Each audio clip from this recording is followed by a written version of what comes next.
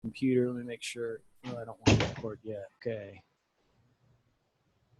All right. So let me see. We are recording. So welcome to this month's BlueDAG U webinar series. We're going to do the Title II self-evaluation and transition plan features, which I'm excited about. I know you've been working really hard, Josh, and your team, and boy, has this been a lot of work to get to where we're at, and I'm excited to see it. I've seen bits and pieces, but I'm really excited to see where you guys are at on that now, and where we are with the whole Title II piece that we've been working on. Oh, so, yeah, do you want to let me see? I'll hit stop share, and you want to share your screen? Sure. And like I said to everybody a minute ago, I'll monitor the chat for you, Josh, and kind of let you run with it. Thank you. Paul, are you able to see my screen or no? Yes, I see BlueDAG, the BlueDAG logo, and some icons. On a dashboard? On a dashboard, yes. Excellent. Okay, well, we'll start from there. Oh, I see what it's done. Forgive me. I will switch. There we go. There's my green band. All right. Well, welcome, everybody. This is our second demonstration of the full Title II piece. I will be covering the high-level points of each of the Title II activities, including grievances. Most of you are already familiar with our evaluations, so I'll barely touch on those. Projects, notices, self-evaluations, and then I'll take you over to see our transition plan. So I know a lot of this information is going to come at everybody fast. I will go ahead and email out some diagrams that I'll be going over during the presentation after. But if you guys have any questions, let us know. Unfortunately, we'll probably hold off questions till the end, but we can always go back to any activity and get those addressed. And Josh, if people want to get a more in-depth demo, they can contact you or Ed. Would that be correct? Oh, absolutely. We're always available. You can go to BlueDAG.com and input a contact request form for us, or if you have an account currently with BlueDAG, just simply go up to your support button up here, click on the little question mark, and just drop us an email at bluedag.support@bluedag.com, or directly in here, and then just submit question or feedback, and we'll get right back with you. Awesome. All right, let's begin. So we have created a Title II component with these additional activities in it. For those of you who have subscribed to BlueDAG and use our evaluations piece, it is very similar for our Title II layout as it is for the current existing evaluations. The only difference is the evaluations now run on a workflow, and they all interplay with grievances, projects, and the evaluations themselves. So let me start with grievances first. Actually, let me start with the dashboard first. So with any activity that you create, be it a grievance, an evaluation, or a project, if you are assigned to a certain workflow step, and I'll show you how those workflow steps work here in a moment, you're given a task, and those tasks will appear on your dashboard. You can also set up to receive emails. Basically, it keeps you on top of what you need to handle. Going to grievances, our current subscribers will recognize this type of page. We have them for evaluations. Like evaluations, our grievances are geolocated. I'll go ahead and skip the functionality of this particular page, as it is similar to our evaluations page. I've already created a grievance. Going into the grievance, like our evaluations, we have an overview page with pertinent grievance information on it. Our grievance details allow us to manipulate anything on that overview page. As far as the grievance goes, we collect the requester's information, his contact and preferred method of contact. We give you the ability to collect a submitter's information should it be different than the requester's information. You can also collect some location information regarding where the requester is having their issue, including address, district, county, route, and post mile, if that's something that you collect, location notes, and then just general grievance information, including the intake method, request type. You can choose from grievance, complaint, access request. You can determine if it's ADA related at this point or not. The feature type that they're having an issue with, we basically have set this up for inability to access through a front door of a city hall. So the feature type is a door. You can input whatever you'd like in this feature type. The date the request was submitted, the date of the incident where the requester ran into this barrier or barriers, and you can also set a jurisdiction, be it your entity's jurisdiction or another jurisdiction. You can also set this jurisdiction in the workflow, which we'll get to here in just one moment. You can document the nature of the request as well as any additional notes. And all of that's captured in the grievance details. So Josh, this whole grievance piece is basically enables a public entity to track their ADA related complaints and be in compliance with Title II of the ADA, correct? That is correct. It'll track the complaint. It'll also track an evaluation that goes out to investigate the location. It can even track at a high level the project that'll remediate the grievance barrier or barriers that were identified. And then from there, an additional evaluation to ensure that whichever department took care of the remediation project did their job, and then follow up with the requester. The most important part of a grievance is basically the tracking that you have to prove, and also the communication you have with the requester. We ensure that they get letters at various steps, and you're documenting each piece so that your entity remains in compliance and the requester understands exactly where the process of remediation is at. Awesome. All in one solution. All in one solution, absolutely. So I've actually already completed this grievance and set it back to the initial status of interview requester. At this time, I'm going to show you how our workflow steps work. For those of you who are familiar with our evaluations currently, we generally just gave you a drop down, and it was for your information only as to which step you were in for your evaluation. You had to be in conducting evaluation and assign it to yourself or to an inspector for the evaluation to show up on the mobile device. Here, workflow steps are much more important. While we do give you a default set of workflow steps for each activity type, be it a grievance, project, or an evaluation, all of those are customizable with these Title II packages. So that would include the steps that are available as well as the information collected. So just to show you, in each step, regardless which activity you're working in, we give you the current step modal.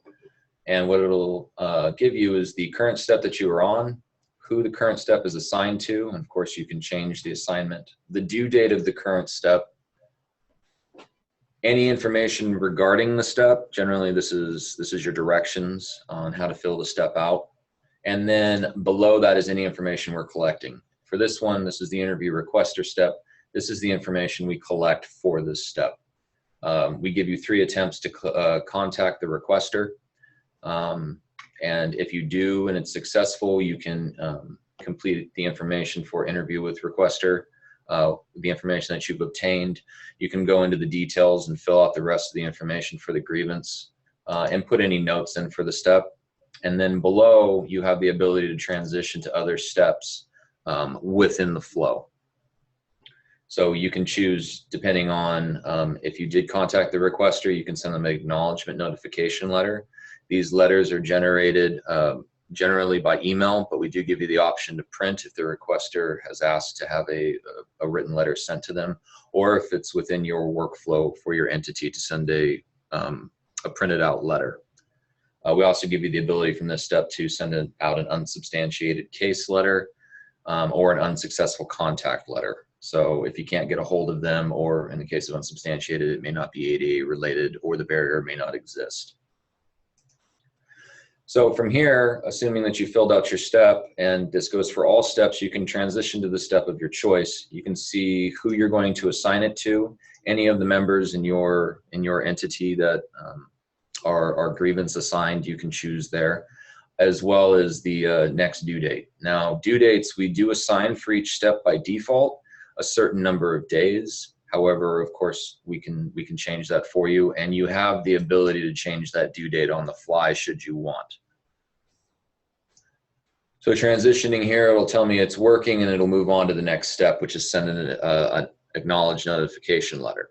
I now have a new task on my dashboard, and I just received an email as well, because that's how I set up my account. And this step is associated to me as a user, so it lets me know I need to get on it.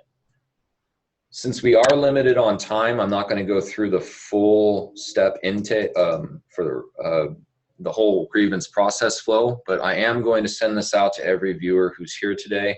This is the grievance process flow that we give by default in BlueDAG. And I'll go through these really quickly.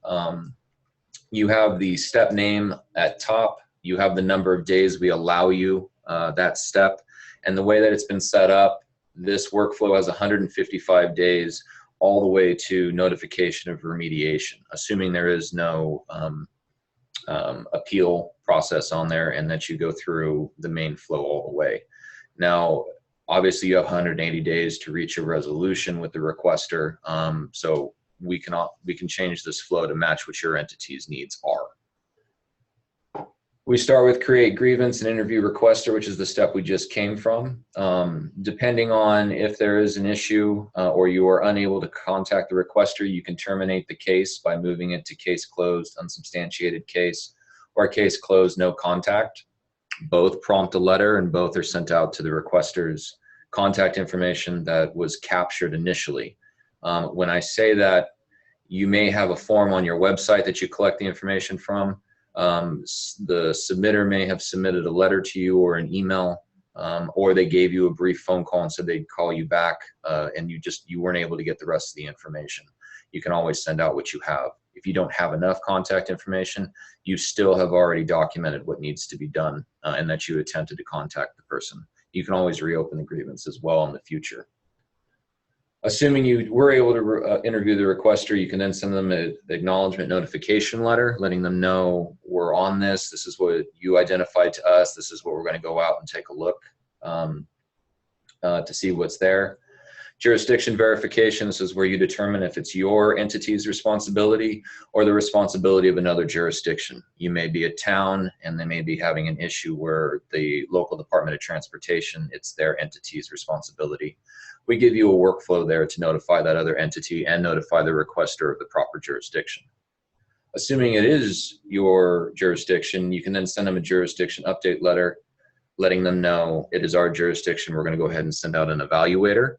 And this is where the workflows really come in handy. Many of the entities that we interviewed and worked with, they have multiple departments where they may have a grievance management department, and then they have an evaluation department, and then they have an entirely different department that handles matters of maintenance and repair if they don't send it out to bid.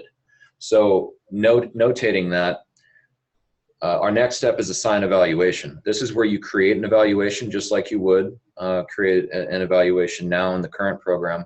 However, as the evaluator is assigned, conducts their evaluation, and moves it to review evaluation, it moves the grievance forward. So that way you don't have to do double work. The workflows are intertwined in those steps.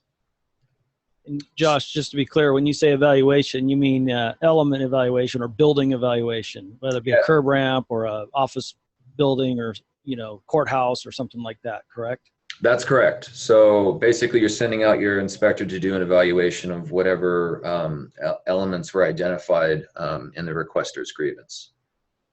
Awesome. So that evaluator goes out, or if you're a smaller entity, maybe it's the same person. They go out, they complete their evaluation in that activity as you would now. And then once they move to review evaluation, the grievance is then flagged, so the person managing the grievance will get a notification that the evaluation has been done. Then you have the responsible employee's evaluation acceptance. This may be your ADA coordinator, this may be another manager in the department. Assuming that there were issues that existed there and they are okay with the way that the evaluation had been handled, you'd move over to proposed remediation project, where you set up a project to obviously remove these barriers. However, if you had gone out and after the evaluation noted that there were no barriers existing, you can always update the requester and let them know that that barrier does not exist, or it happens to be in compliance. And all this time you're documenting everything you need in the system. in case you were ever audited. Assuming you do move on to the project, you generate a proposed remediation project, and I'll go to projects here in a moment. You can create a project just like you would create a grievance or an evaluation, and then work through the project workflow to send it out to bid, to remediate the project. Also, we have a small appeals process in here in case the proposed remediation project, the requester sees it as possibly not removing everything that they need. But moving on from there, within the project, you can send it to bid, send it to pending project start, and you wait until the project has been completed. And that's all handled within the project, moving the grievance flow forward for you. Again, you don't have to do the double work. The workflow is intertwined with, in this case, the grievance and the project workflow. After the project's been done and the barriers supposedly are remediated, we recommend sending out an inspector to reevaluate that. So we do have a couple of additional steps in our evaluation. You now have a assigned project evaluation, conducting project evaluation, and review project evaluation step for each evaluation. We assume that you're going to go out there initially and determine what's wrong, and then go back out after the project's been completed and just confirm everything is tidied up. Assuming so, you move to the notification of remediation and let the requester know that the barrier or barriers have been removed. And then you move on to case closed. And then you've completed your grievance procedure. And you've got a nice full tracking system if the DOJ or any other authority comes in and wants to know exactly what you did or did not do. And that's the big thing, truly there, Paul. And so when we move through each step, you saw that we were able to assign a user to the step and also transition it through the workflow. Every time you complete a step, we record data of some amount, even if it's just notes. But in this case, in the interview requester step, we had quite a bit of information that we collected, and all of the step information for each step is available under the miscellaneous tab.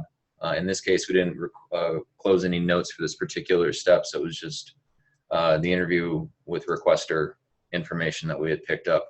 But you have any other step that's also in here, for instance, jurisdiction verification.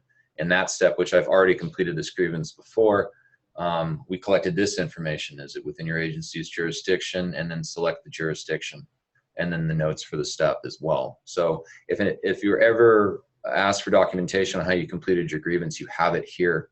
You also have, as with our evaluations, logs. So you have audit history all the way through, so you can see what user did what, and you're able to actually, point to that user and say, look, we collected it here, and he or she collected the information. Of course, we still give you documents as we do with evaluations. So should the requester have sent you a letter or any other information? Photos. You can absolutely load photos up in our photos tab. Any additional documentation that goes with the grievance, it's all in one place. And we've set this up so you're not doing additional work. You're just simply recording and moving as fast as possible through each of these activities. We don't want to increase the workload on you.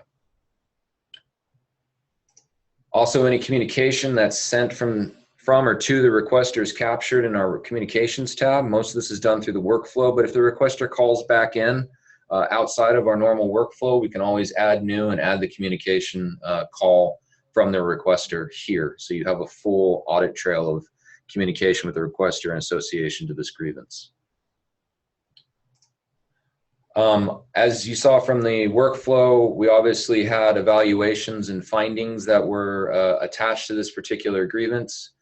And so we have a tab for evaluations and findings, which of course my computer is running a little slow at the moment because we attached quite a bit of information to it. But you can attach multiple evaluations and multiple findings to each grievance. So don't feel as though you have to have one evaluation per grievance. You can have multiple evaluations covering a whole range. For instance, if the person's calling with a complaint or a grievance that spans several city blocks, you may want to break up your evaluations per block or per area. Similarly with your remediation projects. So any projects that you set up. Here, this was only a single door getting into City Hall. We did one simple evaluation, had one finding, and then we have one remediation project. So that being said, let me take you over to projects right now. This is my associated project. We tie everything in with each associated activity, so you're not having to go back and forth in the navigation. And again, just like evaluations and grievances, we have an overview page.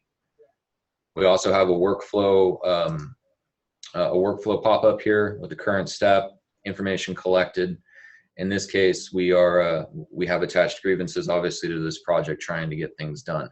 Now, you don't always have to have a grievance in order to get an evaluation done, or tie an evaluation to a project. That's not always the case. You may have already gone out and done self-surveying through your evaluations, and you don't have a grievance to attach it to. That's okay. You can also attach a grievance that comes into an evaluation that's already been created. Maybe multiple requesters are calling in about a particular element. But again, just like we saw in the grievance, you have the current step, who it's assigned to, a due date, directions for the current step, information you collect, and then who you're transitioning it to and what are you transitioning it to based upon the workflow, as well as a due date. So for here, again, just like in the grievances, I can go to the miscellaneous tab, pull up any step for a project, and see the information collected.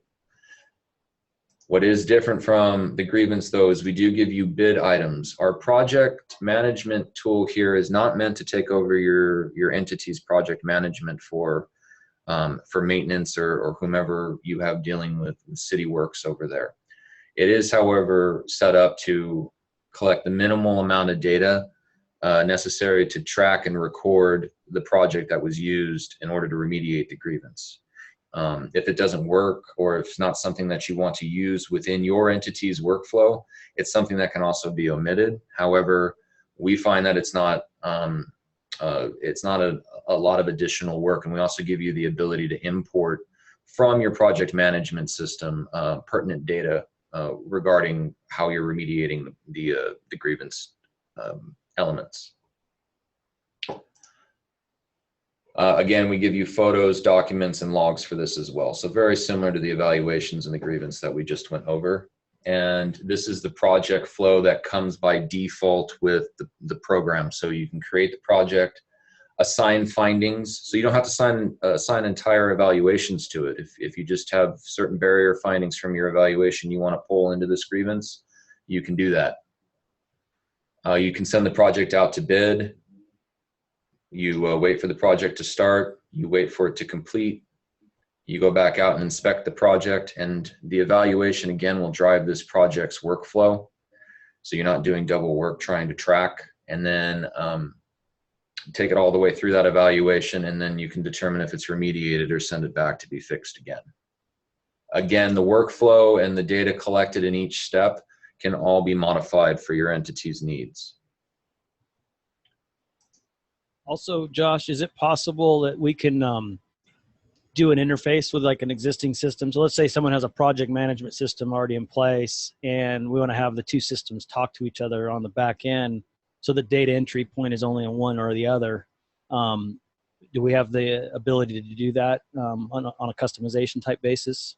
We do. So the way that we handle that now is uploading basically a sample file, but on the back end using an API connector, assuming your project management system has that, we can develop a customized module for you that will connect. Awesome.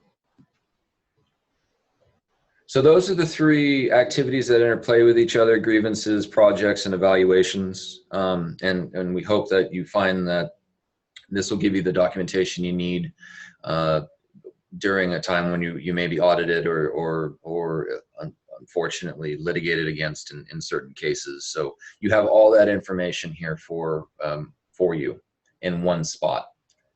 Next, I'll take you to some smaller activities, which are notices. An entity is required, obviously, to post notices about their ADA program on a regular basis. We give you the ability to track that here. We even give you a sample notice with just some basic terminology that you want to put in that notice. We give you the ability to track if it's active or not, the frequency. So in this case, also, how has, in our case, BlueDAG Developers is the entity name. posted our ADA notice, application, handbook, mailer. We give you several different options, and depending on the option you choose, we collect different data for you. You can also upload what the notice was that you had there, so it's a little bit easier to track your notice frequency. We also give you the ability to track your self-evaluations. At this point, it's a fairly basic module. We give you some evaluation tools in here and some instructions, but basically you can upload the procedure you use to do some self-evaluations on your internal programs. Again, just another place to have everything in one spot.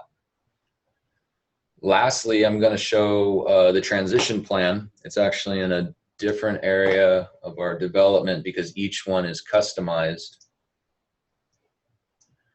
And in the transition plans, we do use some logic based upon what you have in your system. Assuming that I'm going to create a brand new transition plan, I go through this transition plan builder and we give you the flexibility to put in the information that you may need in any given part. So for instance, the cover page, you can include the organization's logo or not, give it a report title, and then of course determine the year that you're going to publish this. We can include a cover photo, which you can then upload. You can type in an abstract. For each of these areas, they are text-based. We give you sort of a boilerplate example that you can modify, or you can put in your own information. We can include a table of contents. Our other sections include the introduction, which in this case you have an introduction section with an example here. ADA general information, again with an example. And you can copy and paste this over, or you can use your own information. If you leave the space blank, it won't populate in the report. So you can tailor it to the way that you want. History of the ADA, Title II transition plan requirements, and that's all part of the introduction. The officials responsible, so you can put in the information for your ADA coordinator or whomever the responsible ADA person is if you want. Again, you can leave any of these sections blank. Public involvement, how did you get the public involved in your program? Do you want to include any public comments from outreach and survey? All you have to do is generate a PDF and upload it here, and we'll put it in your report for you automatically. So Josh, just so I understand, the transition plan report builder basically takes kind of an overall picture of where you're at with your compliance and creates the required letters and noticing to put into a report, either to a city council, the DOJ, or whatever public body may want to know where you're at with your compliance. Is that correct? In part, yes, but it's also to post to the public barriers you've identified and how you're going to handle them, and what kind of scheduling that you have as well. Oh, okay, yeah. So if you've got a low priority in a park that's used by very few versus a park that's used by a ton of people, it allows you to keep track of that and show which one's the priority and when you're getting to it and so forth. Absolutely. Wow. I mean, it's quite a bit of information, and at this part, most of it is essentially just either putting in your own information or copying what we have. It's just sort of a build up to the actual inventory and discovery efforts. So you can identify your inventory and discovery efforts here, sort of the discovery efforts that produce the initial inventory of the transition plan. And then this is where the logic of the system comes in. You can either input your own table of public buildings, or if you choose to use your internal system, if you've done enough evaluations and surveys, you can choose to use our system to basically populate from evaluations your inventory of public buildings, and then you can augment that with additional buildings if you would like. Sidewalks, curb ramps, turn signals. Again, you can use our system to populate most of this. Parks, trails, sports fields. We build the tables for you if that's the way you want to move forward on that, depending on how much information you already have in the evaluations in the system.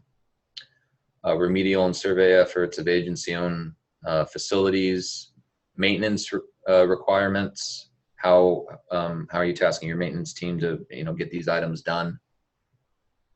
Methodology. What's your methodology for survey? Prioritization of collected field data.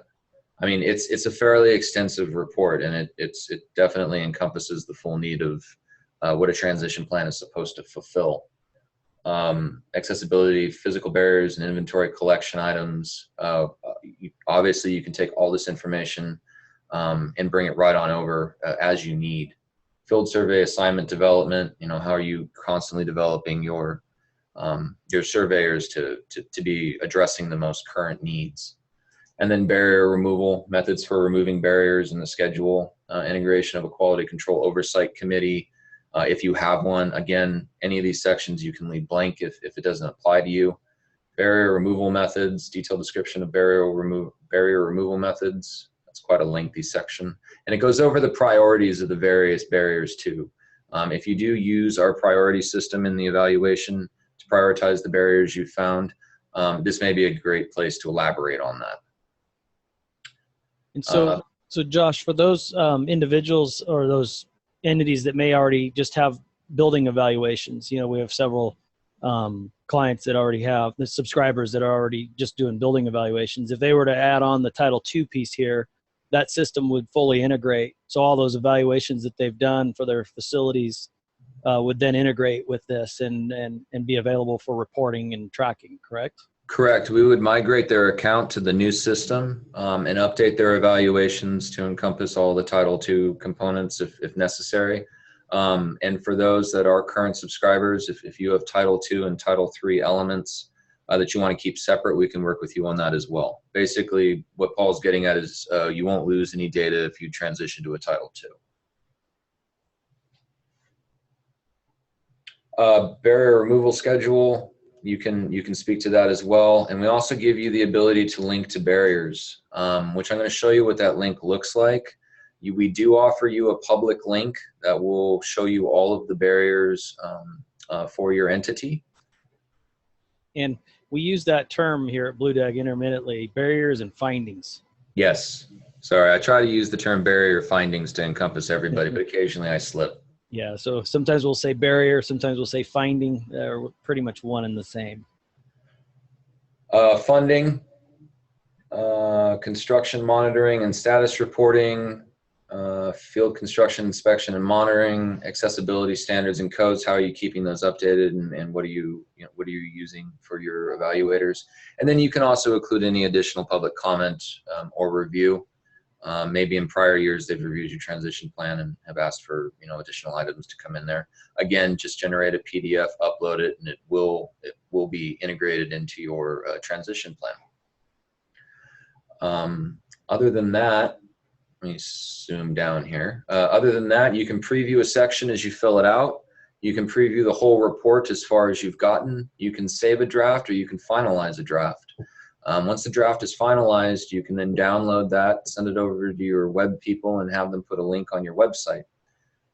Additionally, we offer a link for each entity that will show them your barriers, as I mentioned. My mouse will work with me. And what that'll do is essentially show them your barrier findings page, just like this, without any navigation or any of the headers up there. There will be no field chooser. It'll be the fields that you have chosen to show your public. And then they can also search for a given address, do the satellite overlay, do the basic Google items. And it'll also be zoomed in on the municipality that you're working with. Blue icons are corrected or compliant findings, and gray icons are open. They can click on either one and see some pertinent information regarding that barrier finding that was identified there. So that's something we also offer you. And then you just simply need to put that link on your website. BlueDAG hosts that page for you if that's something that interests you.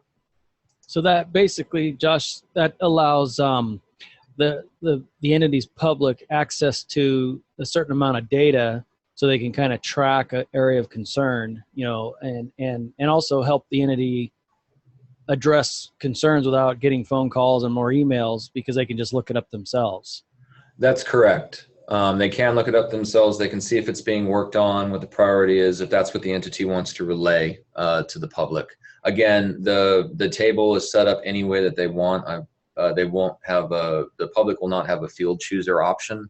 which for those of you who don't have a current subscription, this allows you any field that's collected for barrier finding to be included in this table. Yeah, it'd just be like a read-only, view-only kind of thing for the public, but it would certainly cut down on the number of inquiries and phone calls, or duplicate complaints. If they see there's already a case or a grievance, active grievance on a curb ramp that they're concerned with, it probably is going to help the entity avoid additional workload. That's correct. And if they're looking for a particular area, again, they could put in an address, or maybe they're just concerned. I mean, there are subscriber types, or I'm sorry, requester types that are just concerned about particular elements. I mean, for instance, maybe it's all about doors, and they can search and see all the door issues that have been notated and where they are as far as their status. In this case, all the ones for this account are still open, so they're waiting to be remediated. Great.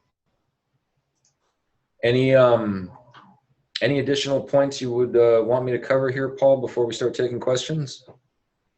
No, I think you covered it. I mean, just a quick overview of the. I made a couple notes here. I think it's the 5 main pieces to our Title II and Title III, and that is the grievances, where we basically take complaints, our projects, where we track, what we're doing with them. The notices section, which allows you to comply with all the noticing provisions in compliance with the ADA. And then the self-evaluation piece, which allows you to track your progress as an entity doing your self-evaluation. And then the transition plan piece, which allows you to report on it kind of as a global overview and prioritize your efforts for your entity. So it's those 5 pieces that this Title II encompasses. Is that safe to say?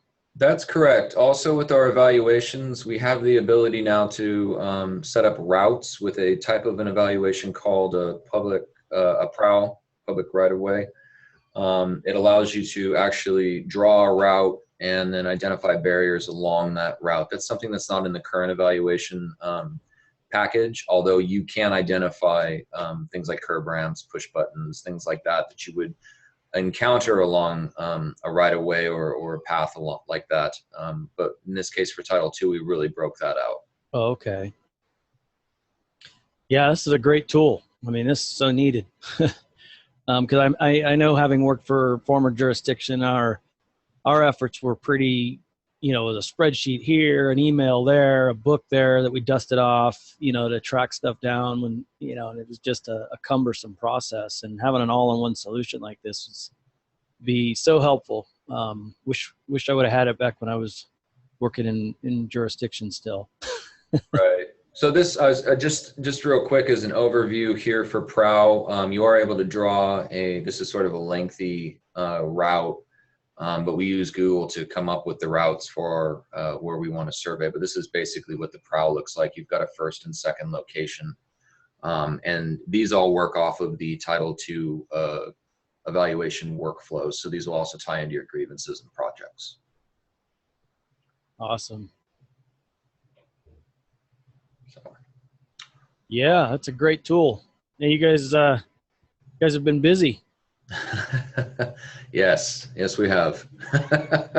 But I know I went over the 30-minute mark, so I don't know if there are any questions at this point. Again, yeah, we don't have a whole lot. Don't have any, actually. So I don't know if Sherry or Christy or anybody out there, Robert, has any questions.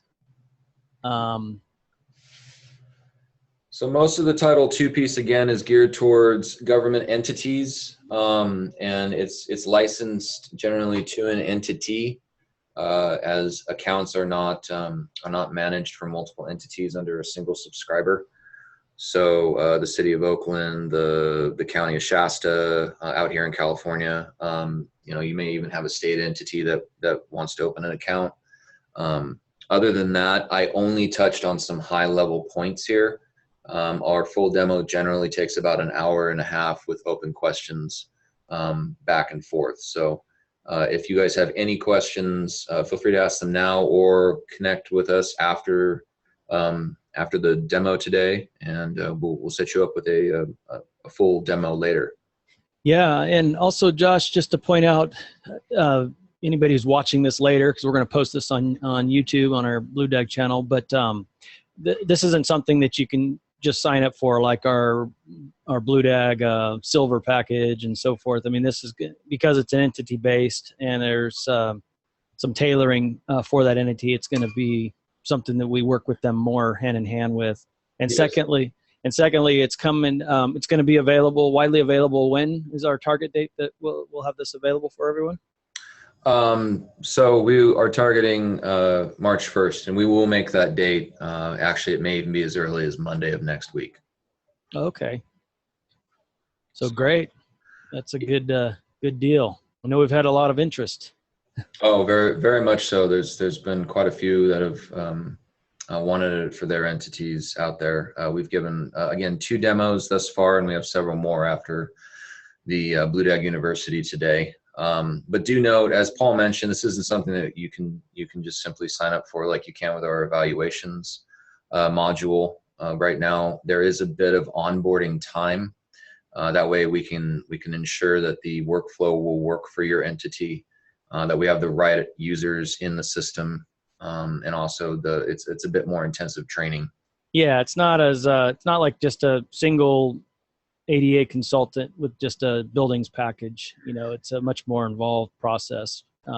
It is, and for those that have our current packages, if they want to upgrade to this, we can migrate your data and move you to the new packages. But this is not just a simple add-on to a subscription. I see Tom's asking, will that be an add-on or an option to our current subscription? Right.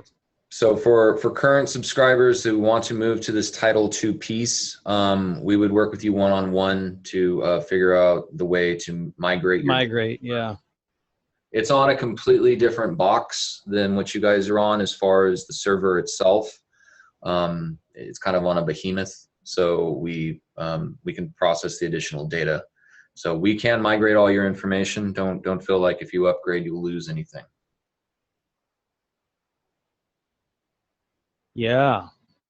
It's like we got another one here from, what's that, from Tom?